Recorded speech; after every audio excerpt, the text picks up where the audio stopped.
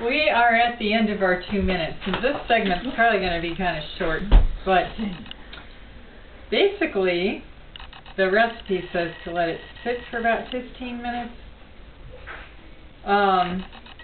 That's probably a good idea, but then we'd have to have another whole section. So, like I said before, bread is one of those really flexible recipes. If you got the time, or if you're not running a video, you could let this sit for 15 minutes. Okay, and that's, you know, that's gonna make the well, Mom, we can turn it off and just have transitionary thing. Oh, I don't want the battery on the camera to wear out. Okay, let's just pretend that this is set for 15 minutes. Oh, and I wash my hands. Always wash your hands before you start. Okay. Ah, I got little glasses. Don't worry, our Mom doesn't pick her nose.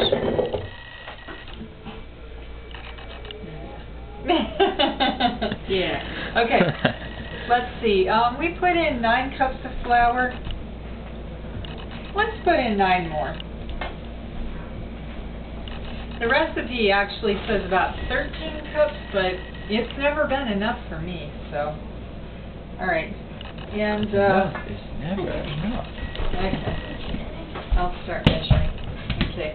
We always fluff up our flour. Can you see that? Fluffing the flour! That's okay. Yeah, whenever you're cooking, your flour should be fluffy. Never have it packed. Alright. 1. Go, Joyce. Okay, and I'm just gonna mix this in, not completely, because even though the recipe says to do this by hand completely, I don't. I throw half of it back in the mixer, because I don't know, kind of lazy. 3. So She has 10 kids. She's not lazy. 11 kids, dear. But one's gone, so we are back down to 10. 5. Tony's married now. We have. And she's over 20, so I don't think she's a kid. Oh. Well, from my perspective, she's a kid. Yes, I guess from the perspective of a late 40-year-old, Yeah. 20 is pretty young. 20 is very young. Alright. Got 8 cups there. 9. Alright, now, if I had been really kind of lazy, I would have put half of that back in and just measured out the 4.5 cups and let the mixer do it. Okay, but the mixer is not going to work with the mixer thing. We need the dough hook this time because it's much too heavy. And this dough hook, or kneading the bread, if we could knead this. Kneading it is basically just where you take the bread and you're going to fold it in half with your hand and push it down, and then you're going to fold it in half and push it down. It's kind of like the clock where you go 12 o'clock over, push it down, 3 o'clock over, push it down, 6 o'clock over, push it down, 9 o'clock over, push it down, and you would just keep doing that for about 10 minutes. Okay. See Google for details. Well, that's a good way to strengthen your arm muscles, your fingers. Actually, there's oil in this dough. You probably get nice soft hands from doing that too.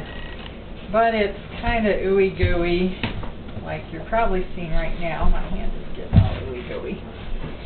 But it's mixing in better. Ooey gooey and definitely powdery. Alright, so it's partially mixed up here. Alright, I'm going to take approximately half of this dough, pull it apart, and I'm going to put it into the mixer with some of this powder that's down here on the bottom. This powder is called flour. Okay. So. Or any other white powdery material that you can think of. Alright, now before I turn the mixer on, let me just tell you what I'm going to do, because we're going to turn the camera off again, so you have to listen to the loud motor noise. Alright, I am going to turn the mixer on, and I'm going to knead this dough until it looks like a nice smooth ball. Okay, if you were kneading this by hand, you would knead it for at least 10 minutes, and you could put flour on the table or oil. Okay, this says that you could knead it on an oiled surface. Okay, flour or oil will keep it from sticking to your surface, but not for long, truthfully. You'll have to add a little more flour and a little more oil as you would knead it. But we're doing it in a mixer, because that is less messy. I won't have a yucky table to clean up after. Okay, so I'm going to do this half, and I will get a bowl, and I will oil the bowl, or I could spray it with cooking spray, and put the bread and put the dough in it, and then I'm going to do the other half, and either add that to it or just put it in another bowl. And I'm going to be putting it in another bowl because I'm going to be using 2 of these large pans.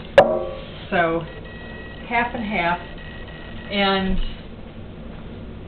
I guess we'll turn this back on when we're ready to shape. Oh, I better finish telling you what I'm going to be doing. Okay, the bread in the bowls, I'm going to cover that with a towel. And then I can do one of several things. I can either leave it on the counter with a towel over the top of the bowl, or if I want to speed things up, I could take my broiling tray for the oven broiler and put some boiling water from the tea kettle in it, and I could put that on the lower rack in the oven and put my 2 bowls in the oven without having heated the oven at all. So I would just have basically a nice closed-in boxed area, which is the oven with no heat, and the nice steamy moist air rising from the broiler pan on the rack underneath where the bowls are. That will activate the yeast. The yeast loves moist sugar, moist starches. Okay, moist, warm starches sugar. Break down into sugar. Okay, yeah. That's what's going to make your bread rise. Okay, this kneading is going to create gluten, and I really haven't been able to show you that too much. Gluten is what causes the bread to stretch. All right, you'll see. If you pick up right now, the gluten has started working here. Here, come in a little closer. You saw how gloppy it was before. Okay, see, this has a slight stretch to it, and you saw that string there? I don't know if you can see another one. Okay, there's strings. Okay, it's going to get more stringy as it gets smooth, and that will trap the gas bubbles from the yeast, and the bread will be rising because of the gluten. Okay, we want the bread to rise about double, and then we're going to take our fist and we're going to punch it right down in the middle. If this were my risen bread dough, I would punch it in the middle, and then I'd do just what I said before: 12 o'clock punch, 3 o'clock punch, 6 o'clock punch, 9 o'clock punch. Okay, that's what we're going to do after it rises. Okay, the more times you let it rise, the fluffier your bread's going to be. All right, it's like blowing up a balloon once and letting the air out, and then when you blow it up the next time, it's even easier, and you might even get a little bigger balloon. And then if you want to, you could even do it a third time. Let the air out the second time. And then if you put the air in it a third time, you're going to get even more stretchy strings in there, and they're going to, you know, the bread's going to be fluffy, very fluffy. Okay, and you could just keep on doing the punch and rise, and depending on how much time you have, you could do it, I don't know, I mean, sometimes when I'm in a hurry and I don't have time to shape it, I've been known to punch down my bread, 6, 8, I don't know how many times, but I always try and give it at least 2 risings, okay? Okay, I will see you back after my bread has risen twice. That means that I will have punched it down twice and, you know, kind of kneaded it in once. And then I'm going to put my towel back on it, put it right back, and wait for it to rise double again. And then I'll do that again. Then we'll turn the camera back on. Okay.